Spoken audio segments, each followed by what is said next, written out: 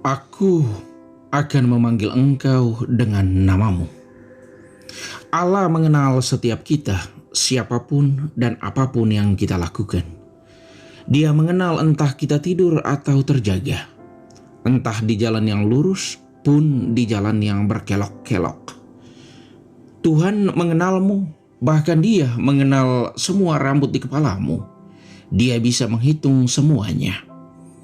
Bandingkan Matius bab 10 ayat 30. Artinya, Allah mengenal kita secara mendetail walaupun kita tidak berbicara dengannya atau di saat kita jauh darinya. Yesaya mengatakan Allah telah melukis namamu di telapak tangannya. Yesaya bab 49 ayat 16. Dan Dia memanggil nama kita masing-masing. Yesaya bab 43 ayat 1. Hanya pertanyaan untuk kita, apakah kita mendengar panggilannya? Apakah masih ada tempat untuk Allah dalam hidup kita? Jawabannya hanya Anda yang tahu. Dan yang pasti Allah mengenalmu secara sempurna. Kita bisa menipu siapa saja di dunia ini. Hanya satu saja yang tidak bisa kita tipu, yaitu diri kita sendiri.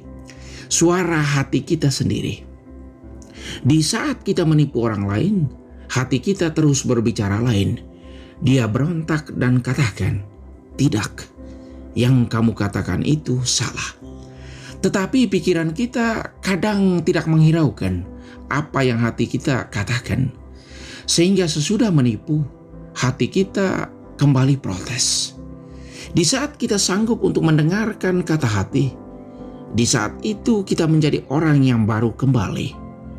Perubahan ke hal yang baik terjadi karena di sana Allah bersemayam. Hati kita adalah tempat Allah bersemayam, kenisah Allah. Karena itu orang yang selalu mendengarkan kata hatinya adalah orang yang rendah hati, bijaksana, dan hidupnya lurus, disenangi banyak orang, serta orang macam ini mempunyai banyak teman. Sedangkan orang yang memanipulasi hati nuraninya adalah orang yang banyak dibenci, dimusuhi, dan hampir tidak punya teman yang akrab. Lalu bagaimana dengan Anda? Anda paling kurang mendapat gambaran sepintas tentang siapa dirimu sesungguhnya.